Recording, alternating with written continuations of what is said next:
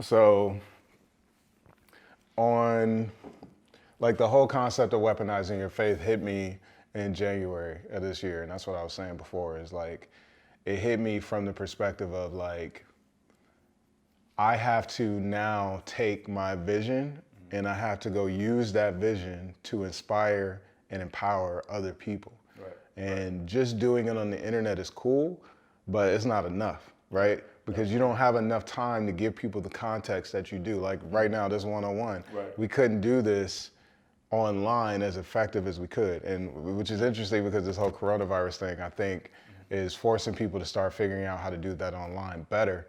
But to have that real one-on-one connection, it's hard to transfer energy when you're not in person with people. That's it. You know what I mean? It's intimate. It's not as intimate. Right. Exactly. That's the best way to explain it. And the impact you can have on a person is much like greater and larger in person. And so on literally New Year's Day, I received a text message from a good friend of mine, and he's like, you got to go watch this Kevin Hart documentary on Netflix. So I literally binged it. I woke up at like 4 in the morning on New Year's Day and binge watched Kevin Hart's whole thing.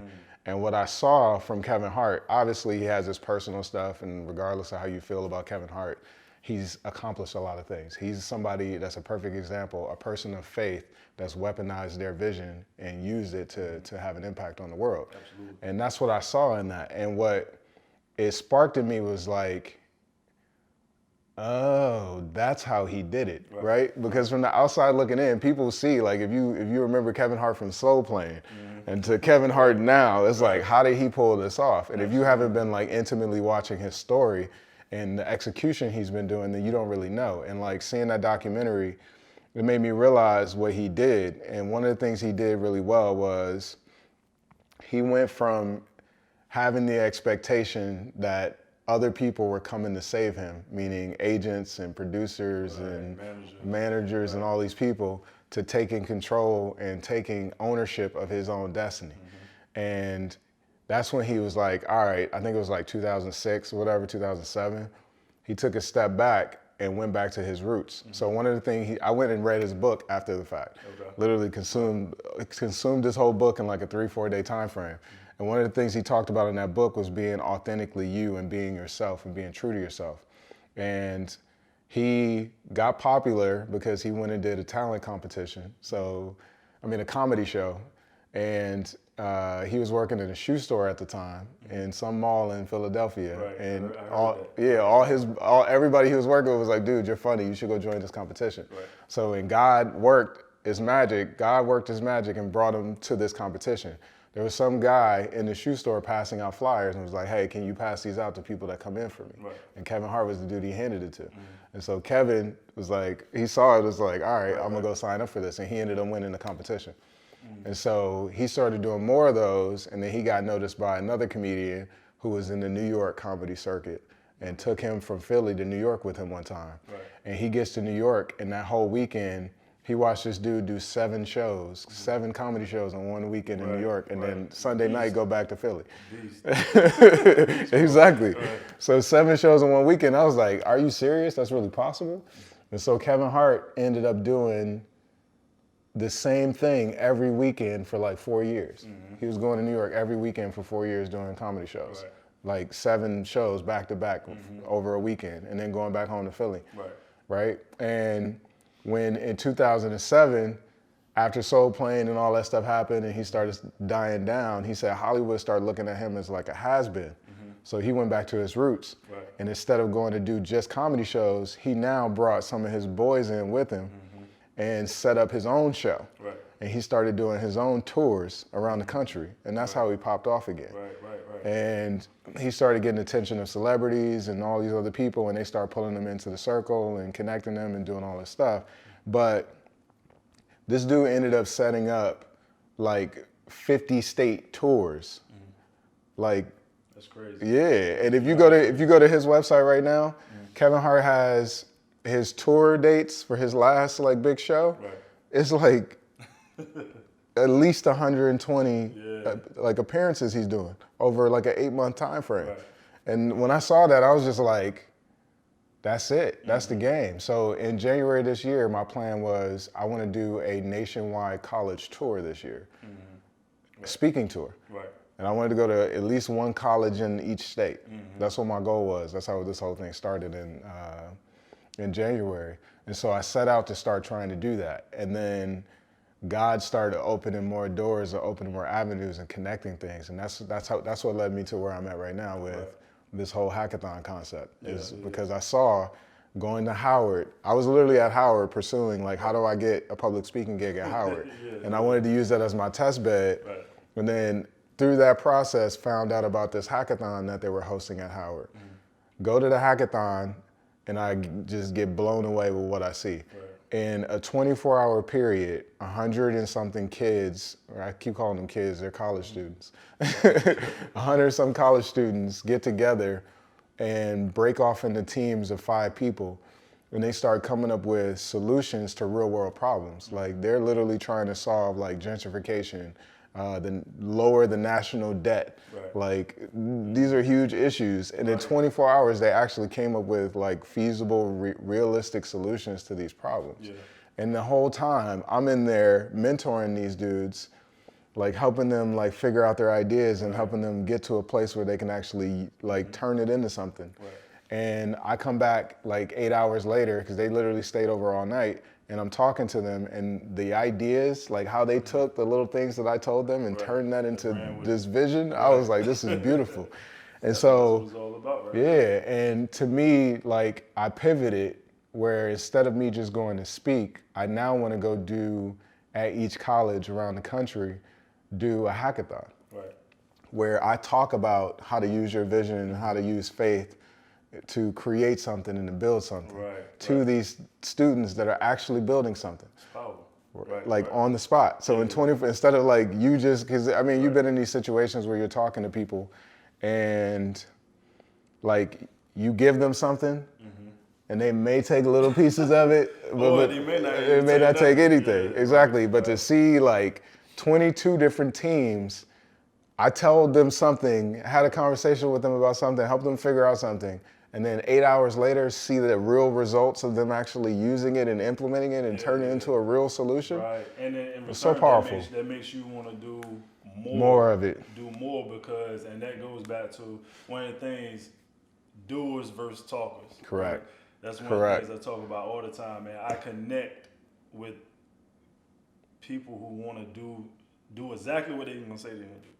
Right? And you got some 100%. People that talk. I find myself now that I'm in a position where I'm at now is I don't even really associate with talkers, and you can identify those very quickly. Those people that aren't action oriented. Absolutely. They're just so that's one pontificating. And you talk about Kevin Hart. That's one of the reasons I think he's exploding so much. You know, he's doing, but also to the faith element. So what that phrase mean to you, man, when I say talkers and doers? So to me, I think there's this big, huge misconception about it, right? I think a lot of people, when they hear that concept, they think that you're not supposed to, like, I heard this thing of like, you just work in silence, go in silence and work and then show people. But I'm a strong believer in manifestation, and I'm a strong believer of doing things big.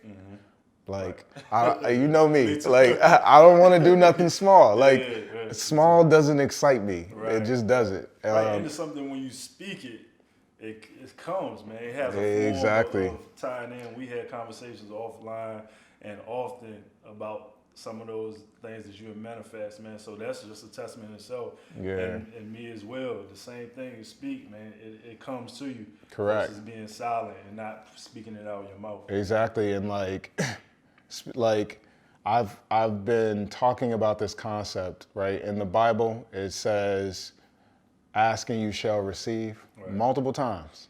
And I think in our modern day times, we've lost the true meaning of what ask really meant to them, right? And we know the Bible has been translated, and like that translation has gotten lost because the meaning of words to us are a little bit different than they were when that translation happened. So the word ask to us sounds like when you ask your mom, can I have a cookie? Can I have some candy?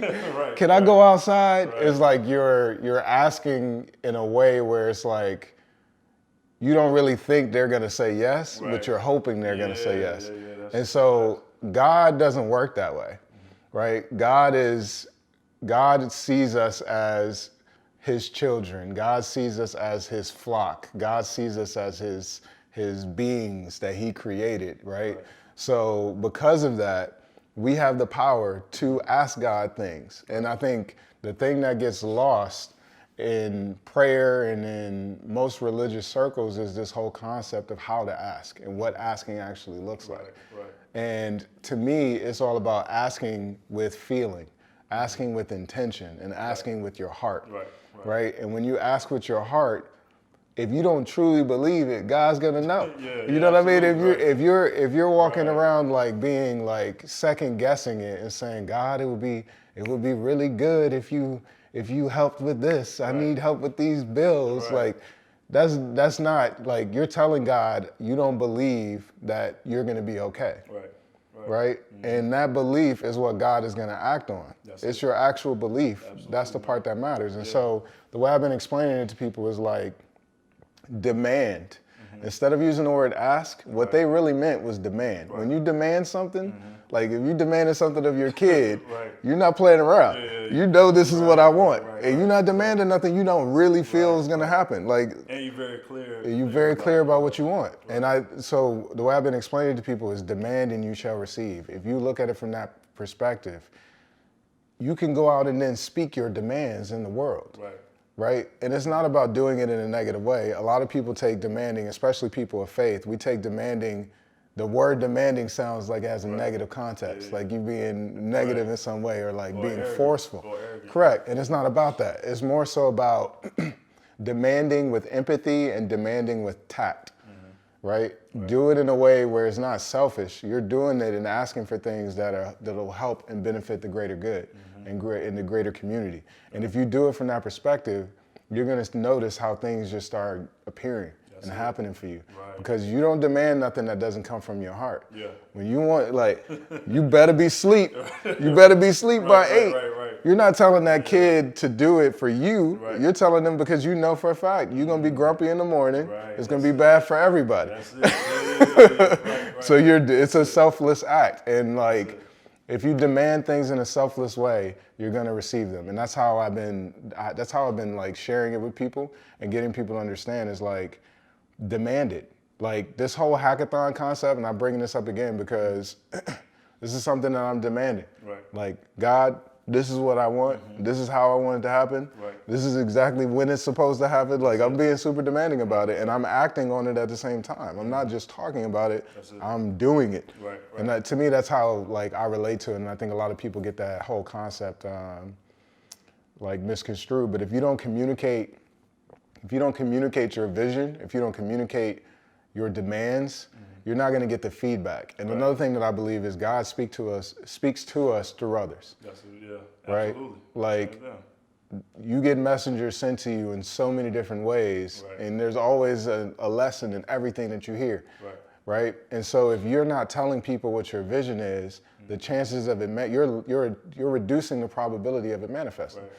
That's the way I see it. Nah, that's it, man. And on top of you demanding to see it, you have understanding, you know, through prayer, right? Through the awareness of people talking to you, you know what I mean? Having these conversations, so you're attentive to your request to God, you know?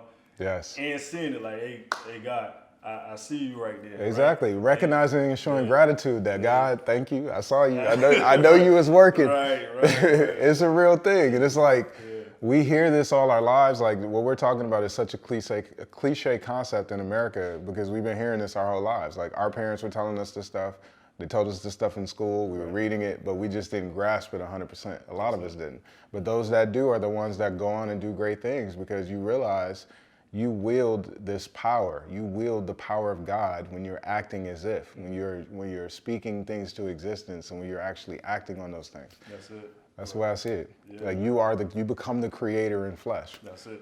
And I think a lot of people are afraid of that, man. They are. They're afraid of it. You got some people that don't understand it. You got some people afraid of it. Like they know they have this gift within them. They know they have this calling within them, but just won't take that next step. And I think clearly, like that's the difference between those who are very successful and those who are not. They just stuck. Correct. They can see it all day in their mind, but they just won't move forward with it, man. Yep. And a lot of times, like for myself, man, I went to certain levels and then I drop off. Went to certain levels and I drop off. But then when I found that one thing, I was like, oh shoot, it just took off. And then just because I always been like a doer, whether right, wrong, or indifferent, I would just go. You was doing it. Correct. Exactly. But within that, I recognized, hey, when the times I dropped, it clearly wasn't my calling. Yeah. I was decent at it, I was good at it, but it wasn't my calling. Correct. Like what you're touching on is this concept that I talk about of being on purpose. Right? When you're on purpose, when you are like, you can feel it. When you are going in the direction of your purpose, the reason why you're here, what God wants you to do and how God wants you to express yourself, it feels easy. That's it. Like it literally, stuff just starts happening. And that's God that's God confirming it to you, like, and reassuring you, like, this is what you're supposed to do. This is it. This is your thing. This is what you're here for. Take it and run with it. Yep. And that's how it works. And you don't recognize that. Like when you guys started C-Tab, I'm sure when you start communicating it, you start seeing the reaction and the responses in people. Right. That's it. And then that was like confirmation, like, oh, we're going the right path. And it's just like, it just reinforces itself and becomes a cycle. And it keeps growing and keeps growing and keeps feeding it and keeps feeding it and keeps feeding it. And before you know it, it's this huge thing. And that's what I mean by being on purpose. When you're on purpose, God's going to feed your purpose, and God's going to open doors for you and give you access to things and bring information to you that's going to help you keep going. And it's interesting how it works because it's typically always when you're doing a selfless act. It's always when you're doing something to be of service. Right. Like it's always that way. If it's not a win-win for everybody involved, then you know it's not the right path. That's it, man. And it's not gonna work out. Right. Every time, like you say, and you talk about selfless a lot, man. Like that's key. That's a key recipe, man. A lot of people don't know, man, because a lot of people are so selfish, all about themselves. But when you give more, it don't have to be monetarily. Correct. It can be your time. It can be, some of your thoughts or advice. Correct. That'll hit somebody like, oh, that was it. Correct. You know what I mean? Some interesting stories, man, that I haven't seen. It always came from helping somebody from else. that place of giving. Like it comes from that place of giving. And when I talk about selflessness, a lot of people take it as like you are supposed to give everything. That's not the case. Like I tell people simply, it's a 60-40. 40% of the time you should be focused on you, right? What you need, because if you're not taken care of, then you can't give to anybody else. If your cup isn't full, then you can't pour in somebody else. Like you're going to be exhausted by doing it. So you have to give to yourself 40%. But 60% of your actions should be focused on ways to give to others. And if you do that, you're going to watch magic happen literally in front of your eyes. You're going to be able to accomplish things and do things that you didn't think were possible 6 months before. And that's what happens. And like I feel like when you're on purpose is when you are in a place where you can give 60 and you're giving back so much because you're giving 60 that it doesn't even feel like you're giving 60. Because it's a win-win for you too. That's it. You've designed something or executed on something or created something that is giving to you all the time and you're giving to others all the time. And that's when you know you're on purpose. That's it, man. That's it. So how you feel, man, like we're both entrepreneurs, right? Yeah. So we're talking about faith, we're talking about giving. There's a lot of people that want to take that step that's working, 9 to 5s or just not happy in life for whatever the reason may be. How did you come into your entrepreneurship? How do you sustain it, but also give, your time and ideas or, advice to others? So the best way to explain it is like one word is gratitude. And I'll explain what gratitude means in that context. So when you are working a job, when you're working for somebody, your responsibility is to do the best you could do in that job, right? And a lot of people get in jobs and they are looking at the other side. The grass is always greener on the other side, right? So you're always looking at how it could be instead of focusing on how to make the situation you're in better. And what I mean is like, for me in the past, every job that I had, I was focused on two things. I was focused on making the entire place better than it was when I got there, right? Like literally, that's the mindset I walk in the door with.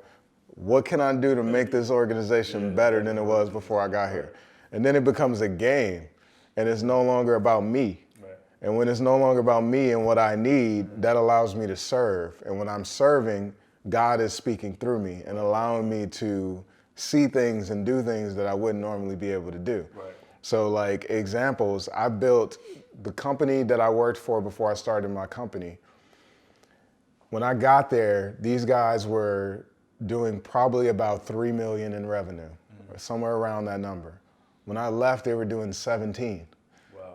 And I'm not saying I was the sole catalyst, but I had a lot to do with it. And it was because I came in every single day and I was always looking at ways to make that company better.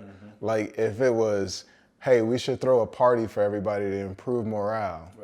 I'm not gonna plan it, but I'll help you. I'll help you come up with some ideas for it, but that's not my responsibility to plan it. But I will help you guys come up with ideas, and I'll make suggestions on things that we can do to make everybody more productive and happier while they're being more productive. And like the other goal that I had was always, my goal every single place I've gone to is like, I want every single person in this organization to not like me. I want them to love me. I want to have such an impact on their lives personally that they love me as a person. And the reason why I did it was because, one, obviously that's just the way I think all of us should be. Like Jesus was all about love. Jesus was all about how do we get away from the negative and get away from seeing other people as separate from us and see us all as a part of the creation, right? And so you are my brother. And why wouldn't I want my brother to love me? Why wouldn't I want to act in a way that would make my brother love me and my sister love me? That's the way I always saw it. So when I go into an organization, I literally think about it from that perspective. How can I get what can I do? What would I have to do to get every single person in this office or this factory, because I worked in factories before too, and it applies to all of them, to love me. And every single time it's, okay, if I go help this person be more productive, this person has to take this day off, all right, I'll take some of your tasks for you so you don't have to focus on it, or I'm gonna come help you get those tasks done faster. And like, doing it that way became a game to me. And it became fun. And it was rewarding at the same time. So it made my job even more exciting. So I think the first step is to become grateful with where you are and start taking actions to make where you are better and make the lives of people around you better.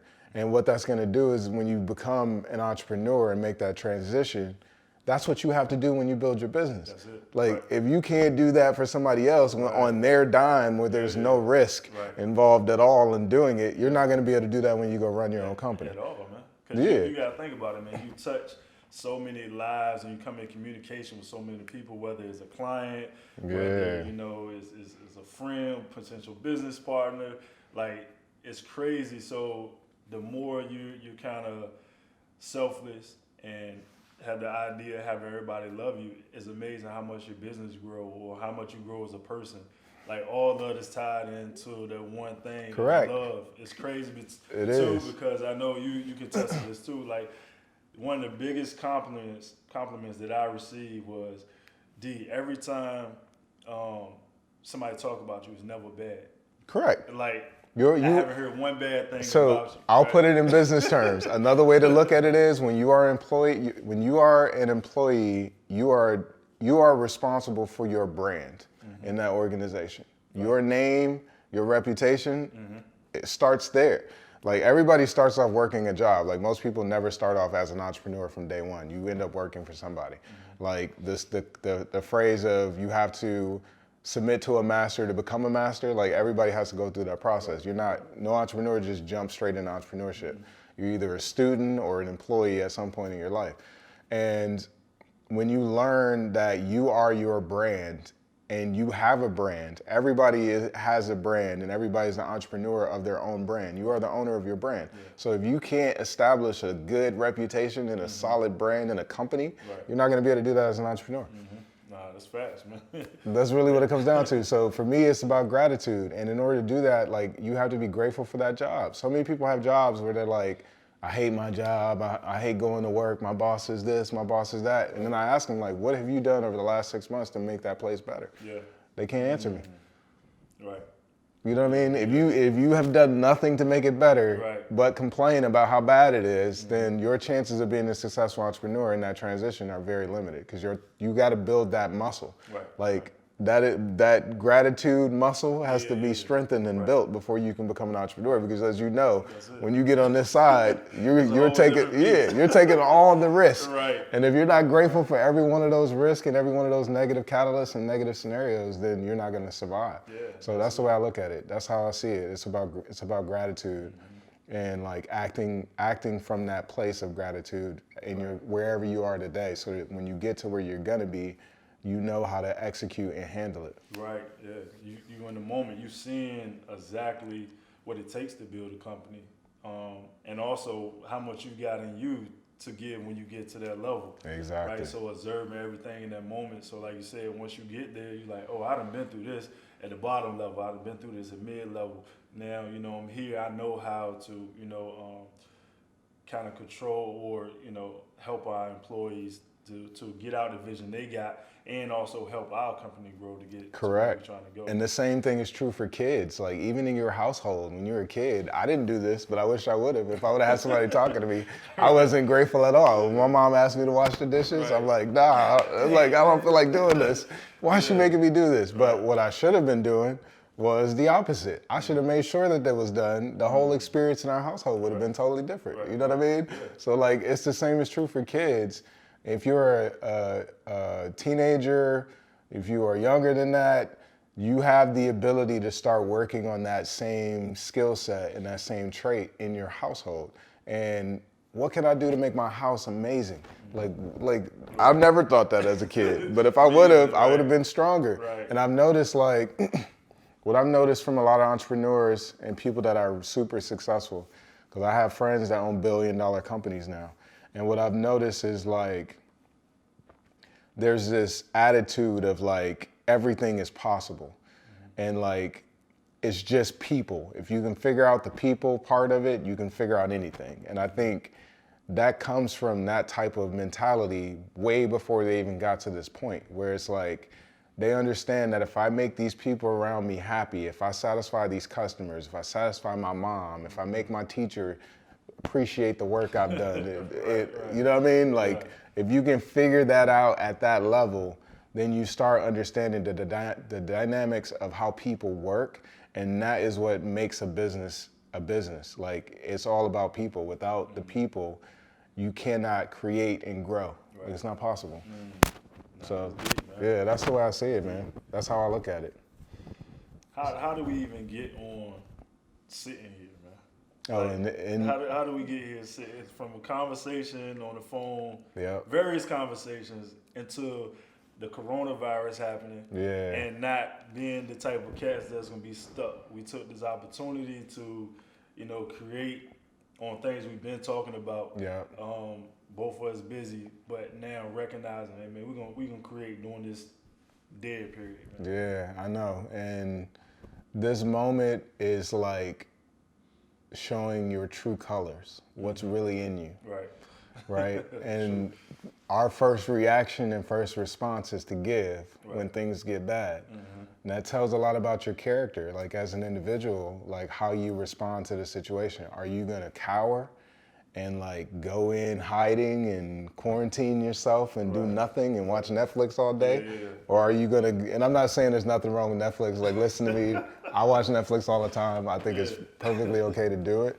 But the difference is, are you gonna leverage this opportunity and create a win-win scenario for yourself and for other people involved, which is what we're doing right now. Like, it's really about your character right now. I think in a moment of crisis, you start seeing what you're truly made of. It starts making people reflect on like the choices that they've made to this point, right? Yeah. Have I set myself up for success? Have I set my family up for success? Am I truly safe? Like, people think just because they're entrepreneurs or just because they have jobs that they'll be all right. But there's times like this where you start realizing how vulnerable you are. And I think that's really what it comes down to is like everybody's vulnerabilities are going to be exposed, but how you respond to those vulnerabilities and that exposure to your vulnerabilities shows a lot about your character as a person. And I've noticed people are either doing one of two things. They're either panicking or they're acting. Right.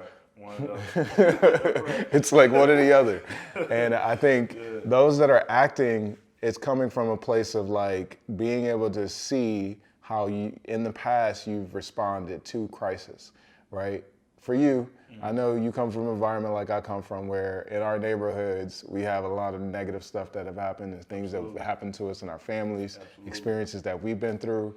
And through those experiences, we've acted and become who we are today, right? We've taken action. It hasn't been just sitting back, waiting and looking at the government, like what's the government gonna do for us, or like complaining about it. Which is easy to do. It's super easy to do. 95% of the family That's it. What, yeah, exactly. That's what they're doing. Yep, You know what I mean? And you come from that environment of like seeing people placing the blame outside of themselves for everything and not realizing that they are in control. They have the power. If they just go apply themselves and take the time to learn and improve on and work on themselves, they can have access to do things and be able to do things that they can't do today. And that's really what it comes down to. So like I've been saying this, I've worked for the government for 20 years at this point. And in that 20-year time frame, the one thing I can promise you is that in the government is just normal people, just like they're our moms, our dads, our aunts, our cousins, our uncles. They're regular people. It's not like some mysterious, the government is doing stuff to us and intentionally. Like the people that work in the government are normal people that are impacted by the decisions that they make. So they're trying their best and they're doing their best. The same way you would do if you were in that situation. I think the biggest thing that we don't realize, especially the millennial generation and the generations after, is that we are in control of this country right now. And I think during this time, one of the major outcomes of this is going to be outrage from our generations. And it's going to be frustration from the perspective of they could have done more. Why did it take so long for them to do this? Why, that's exposing like that there's this opportunity for us to stand up and actually take over. Which is we're up next anyway. This is and it's not even that we're up next. Now is our time. We just haven't woken up to that fact yet. And I think this coronavirus situation is going to expose that to people, and there's going to be people that are going to act on it, and there's going to be people that aren't going to do anything about it. And I want to be one of the people that when I look back at this moment and be able to say that I did everything in my power. Right, absolutely, man. Yeah, I feel the same way.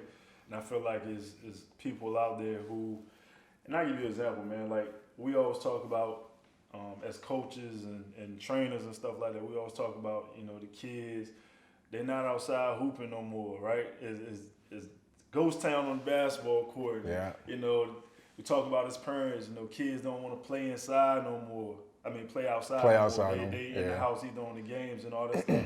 So like now it's taking it back to what it used to be, but now we're in a different era where we can be more creative, and as an entrepreneur, like we're looking to spend more time with our family. You might be in the hustle so much. Even if you're not an entrepreneur, you're working, you're in a hustle. Yeah. Now you're forced to spend time with your family. Spend time to play the Uno and run around the house and just get back to your roots. Get back to the roots. Yeah. And now I think that's where we at now, man. And really seeing it, and me personally looking back, like, man, dang, what can I do? Have I set my family up and myself up for if somebody said, hey, we don't want to train with C-Tab no more, right? Or, do we got X amount of dollars in the bank just in case something like this happen? Yeah, man, because like literally think about it, dog. Just think about it. Everything stops, and then we're forced to be in the house, and it's like nobody traveling outside. Like, we're talking about movies right now. Like, things exactly. on TV. Exactly. It's reality right now. It's reality. It's literally reality right now. And what you're touching on is something that's real. Like, I think this, and I hate to say it, I think this is a new reality where we have this world where this type of stuff can happen.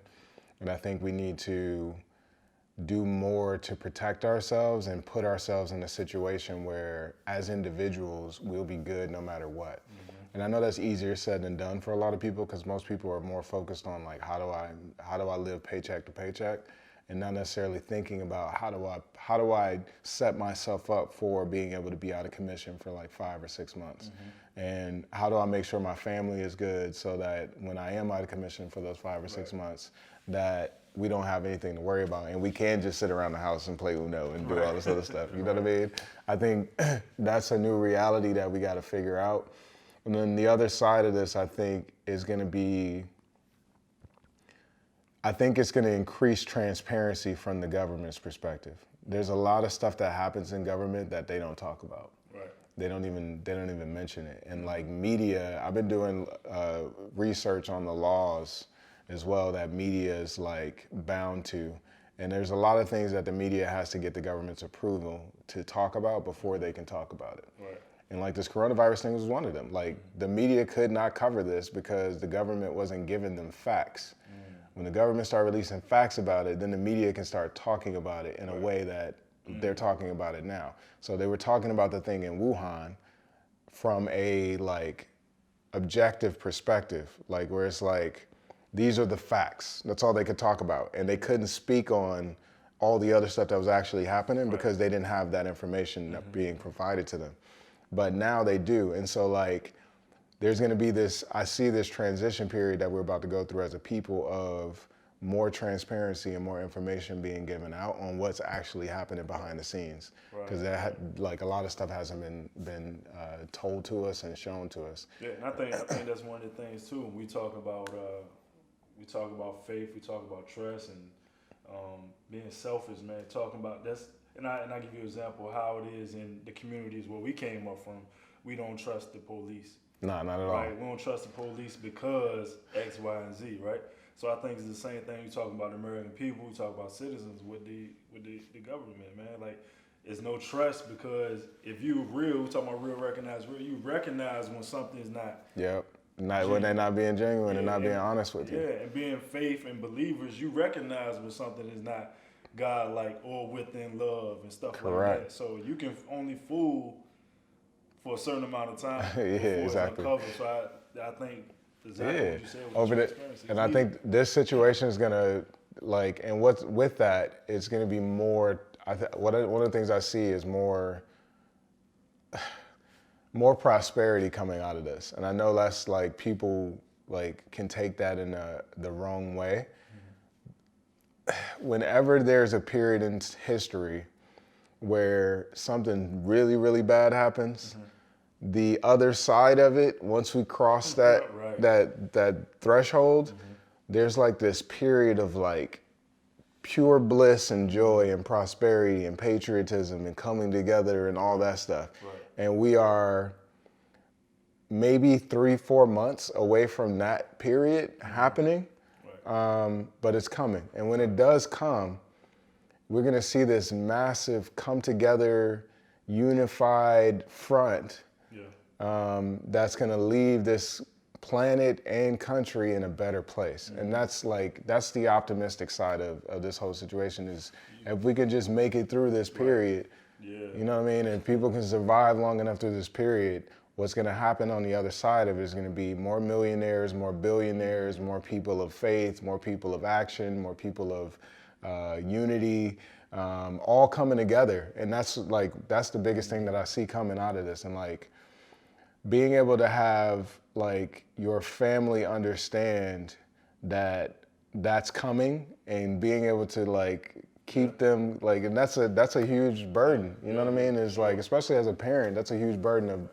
not being able to provide confidence to your kids that everything's going to be okay because there hasn't been that level of transparency. And I think we're going to get to this place where communication opens up and that we become more transparent as a society. You know why I believe that? I see a lot of posts on social media, having conversations, even people, I talk to, You know, be like, man, 2020, we need to go back to before 2020. 2020 is the worst. But how I'm looking at it from the thing that happened with Kobe to, you know, thing that happened with Nipsey, I think it was 19. 19, yeah. But you know what I mean? It's still like, it's still near and dear, like right now. Correct. And then with everything happening with this, like with Nipsey, what thing happened with Nipsey and Kobe, I feel like it was a bad thing that happened, man, but it was so impactful that it caused the Crips and the Bloods to come together. Or, you know, from Kobe, people all over the world coming together to rejoice, to pray, to come together as a collective, man, in the power of love. And this was happening now. We're talking about transparency and really sitting back and reflecting, man. I think all these events happen in the right time. No, they definitely did. One of the things Ronald Reagan, I think it was Ronald Reagan, said many years ago, he said, the only thing I think will bring people and humanity together would be an attack from an alien race. He said this on national TV. Really? Yeah, this was like, I think in the 80s he said this, and he was almost right. But there's something else now, and it's a virus. Like, I think that's something that nobody thought about, right? Because a virus is essentially a foreign alien entity that impacts and infects people and kills people. So like, it is attacking us. And that's why I took the approach of my IG video. It's like, we need to treat this as if it's an attack, because we have to protect ourselves and defend ourselves against it. And then on the other side of it, it is gonna unify us the same way the Pearl Harbor attack unified us, the same way the 9/11 attack unified us. It's gonna unify us the same way. And we're gonna come together and fight against it. And I think that's something that those types of moments and tragic periods and crisis moments do to us, is it brings us together and it makes us forget about our differences and see how similar we are and how we all want the same thing. And this situation is gonna do the same thing, man. No, I agree, man. I agree. And that's been my focus. Like, that's literally all I've been focused on, is like preparing for that period. I'm obsessed over that. Like, I am 100% focused on that moment in time. I see you, man. That's it. Cause I know you focus, because I see what you're doing, man. And like I said, it inspires me as well to see another young brother going out and do his thing. Like, okay, yeah. Because a lot of times, man, when you running your own company, or you know, you see this thing in your mind and you see crazy things and people call it weird. It's like you see somebody else, like, oh yeah, you know what I mean? It helps give you that confidence and confirmation that what you are thinking is right. Absolutely. And that's really what I've been focused on. Is like, I know there's a group of the population that is like seeing clearly what this is going to do to us, and understand that they are in denial somewhat still, because it hasn't really happened, but they understand that this is going to be a bad situation.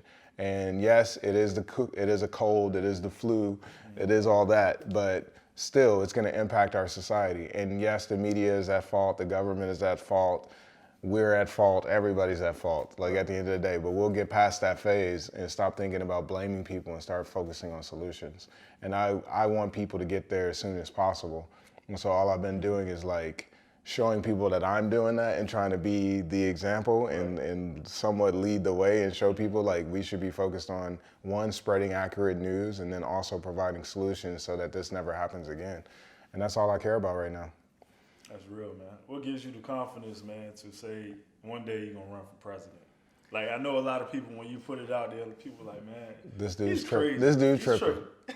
So what people don't know is that this is something that I've been wanting to do for a long time. Like, I've been talking about this since I was like 6. Like, this isn't something that I just started talking about. I just started talking about it publicly now.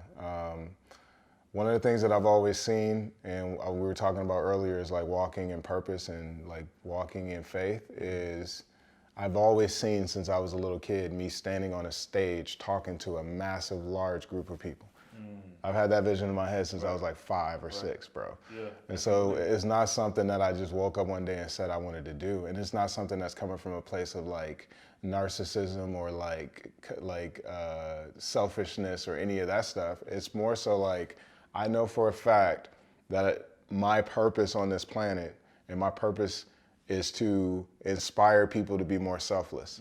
My purpose is to inspire our generation and future generations to want to focus on service and faith and all those things. And so what's the biggest platform to be able to do that on? And that leads me to another thing that I've realized. So one of the things I realized is like each of us has our purpose. The way we exercise that purpose in human terms is up to us, right? Like if I want to impact people with my voice, which is I think my core purpose in life, there's many platforms I could use to do that on, right? I could go be a high school principal, standing in front of everybody like Joe Jackson, talking to the whole school. I could be talking to everybody in the whole school from that perspective, right? Or I could go be like an announcer for like sports, right? And talking to the whole arena from that perspective. But I know for a fact when you're walking in your purpose, God's gonna open up doors and make it possible for you to do whatever it is. No matter how big of a stage it is, it doesn't matter because that's what God put you here to do. You get what I'm saying? So for me, it's like, what is the biggest stage where I can bring selflessness to the masses? And that's it. That's where it came from. That's it. And look, the crazy part about it is, why can't it happen? This what baffles me about, you know, some people, man. Like, if somebody else did it, you can do it. It's doable. It's Exactly. Doable. Like, Exactly. If a man that laces his shoes up, put his drawers the same on, way just you like do. us, and he can do it, why can't you? I don't care if you're an NBA player. I don't care if you know, a superstar, whatever, whether the president. If one man did it or one woman did it, why can't you? The only thing that's separating you from doing it is how you allocate your hours between now and then. That's it. That's it. That's literally the only difference. That person that did it allocated their hours from the time they started to the time they got there to get there. That's it. It's just like taking a trip, just like we were talking about vision. Like if I have the vision to go on a road trip from Washington, D.C. to Los Angeles, right? How I allocate my time between now and then will determine if I make it there or not. And that's how everything works. Like that's how I see it. And to me, it's just a matter of executing in those hours you're given, day in, day out. Everybody gets the same 24 hours in a day. And for me to have met President Obama and for me to have had conversations and talked to Trump, like they're just normal people. Like I literally know they are normal people. Like they're normal humans. It's not like there's some super beings that came down and blessed us and now they are in office. They're regular people that put on underwear in the morning, like you said, brush their teeth, get stomach aches when they eat something bad. Like they're the same people. Like there's no difference. So why not? And to me, it's like, I know for a fact, if I put all my effort into spending every single hour to get me to that place, that I will most likely get there. And that's what it comes down to. And it's not about me. Like I'm not doing this for me. At the end of the day, the whole purpose of doing this is so that I can help show our generation that we have the power to change this planet. And I don't think we've woken up to that fact yet. Nah, that's real, man. That's real. Because I see, just like Tupac said, is I'm not gonna be the one that makes the change. I'm gonna inspire some young kid that's gonna go be the one that makes the change. And I feel the same way. It's like, it's not about me. I just wanna show that we can have 2 black presidents. Somebody's gotta be the second one. Why can't it be me? And why can't I be the one to help open that door? And I feel like President Trump has already changed the whole narrative of what it means to be president in the first place. Like, and Obama did too. Obama changed it, and then Trump just took it all the way to the other side. And now I literally feel like the door is wide open. Anybody can become president, no matter what your background is. It's all about your message and what you stand for. And as long as you do the right things and execute the right way, it's possible. No, I agree, man. I agree. Anything that we didn't touch on that maybe we want to touch on?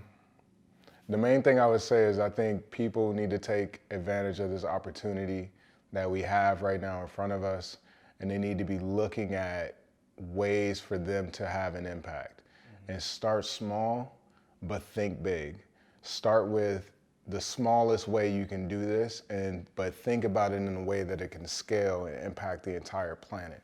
And that's like the vision behind this app that I'm building right now. The whole point of it is I want to bring the smartest people in the world together and have them work on some of the toughest ideas and challenges that this world faces. That's what I'm doing. Right. Like, and I'm gonna start super small with one hackathon. Right. Just gonna start there. If I can pull that off, Right. why can't I pull the rest of it off? Yeah.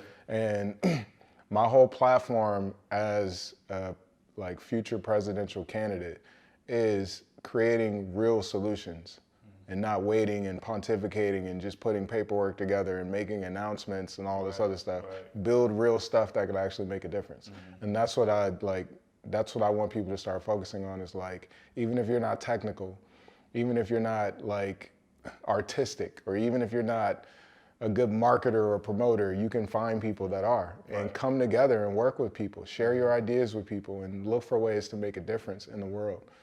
That's it. I think two things, man. When you say share your ideas, and it's a lot of people can't do that, man. Like, they feel like, you know, coming together, how we come together, and we come together with some of our other friends who are doing major things.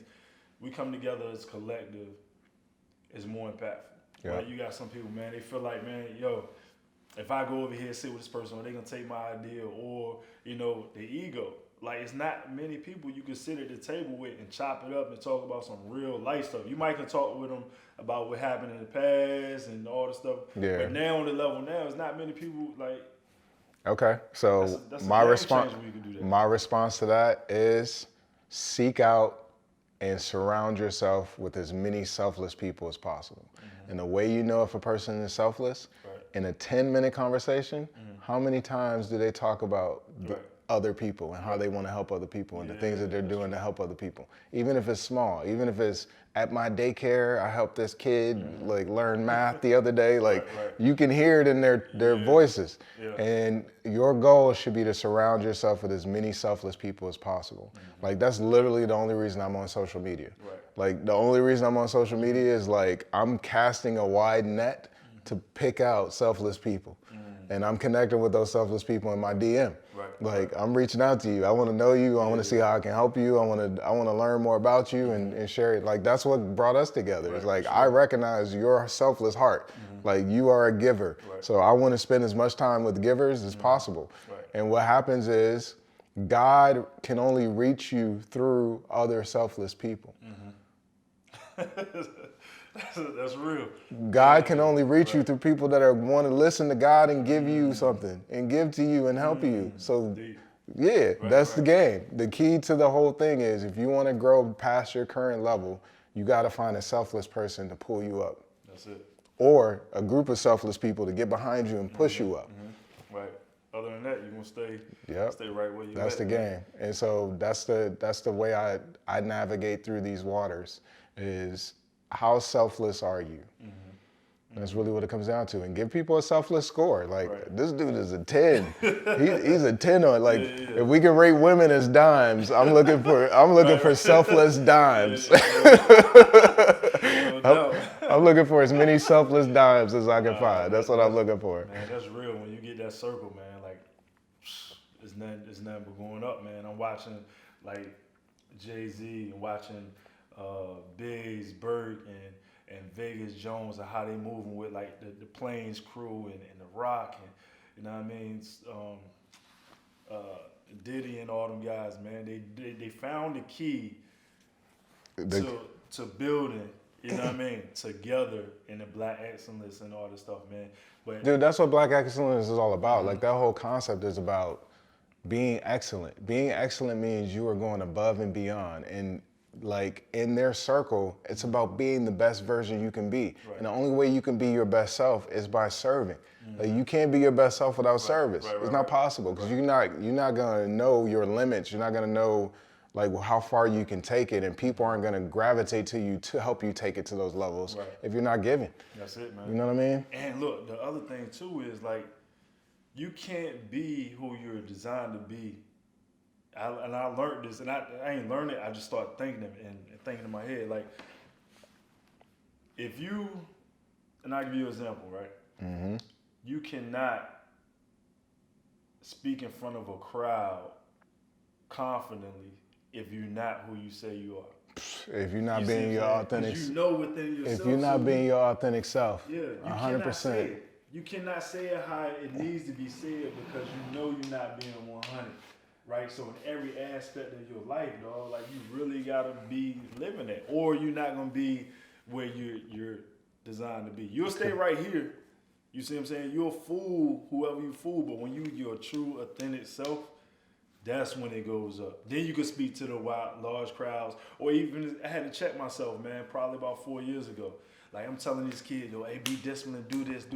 And I say, man, I ain't even being disciplined in some areas where I need to be. Yeah, you it's see what I'm real. saying? And once I turned that on and like, dang right, let me do it this way. It started going up, man. That's what it comes down to. That's the key. That's literally what it comes down to, 100%. That is the key, 100% the key. And I think that concept that I said of surrounding yourself by selfless people is something that we don't think about. Like most of us are more so concerned with just having friends or just having employees or just having partners or just having whatever. Right. We're not looking at it from the perspective of where is this person's heart? Is this person focused on growth? Is this person focused on expansion? Is this person focused on giving and serving? What's their relationship with the creator? Right. What's, you know what I mean? Like we're not thinking about none of that. It's more so right. Oh, that's a cool person. Right. This person's awesome. We're not thinking about any of the other stuff, the other attributes. And I literally started consciously thinking about this. And when you surround yourself with those people, like you said earlier, it makes you become introspective and start looking at yourself. Like, am I doing enough? Yeah. Am I doing what I'm supposed to be doing? Right. And you hear yourself giving, the coolest part about it is like when you start giving other people advice, you hear yourself say some stuff and you're like, what? I've never even thought about that before. That was dope. And that's when you know God's speaking through you. Like that's the best way to explain it. And then not only was it a nugget and a gift to that other person, it was also a nugget and a gift to you. Right. Which is the beautiful part about it. Like you just said about discipline, it's the same concept. I think that's the biggest thing, that if you are in a circle where you are surrounded by people that aren't as focused or aren't on the same level as you, right? Because a lot of people are in households, they're in family environments, they have friends, and they have people around them that aren't as positive, or aren't as empathetic, or aren't as giving, or any of these other things, you know what I mean, positive attributes, you know, and the best way to approach those situations is gravitate to the selfless. That's it. And you're going to start seeing magic happening in your life, man. That's the best way to explain it. Nah, I totally agree, man. You're doing a great job at that, man. I love to, I already know where you're going, man, because I see behind the scenes and we talk, man. It's going to be something positive, man. It's going to be something crazy that's going to change the world. And the funny part about it is we talk about documenting. A lot of people are afraid to document what's going on in their current situation because they're not where they see. Correct. You see what I'm saying? They feel like they're not as successful as they could be, or as they should be to attract people. But right. it's literally not about that. Biggest thing that I've learned is that in order to you have to understand what level you're on in order to know which level you need to get to next. And I think a lot of us don't spend enough time actually assessing where we are and then getting feedback from others that have been where we are and that are now somewhere else. One of the things that I've done is I've read a lot of books, and I've also reached out to a lot of people that I felt were more successful more successful than me. And the reason why was just simply because I wanted to hear their perspective. And I wanted to hear how they looked at things now since they're no longer at my level. Right. And it kind of helps me shape the way I need to see things and what I need to do next.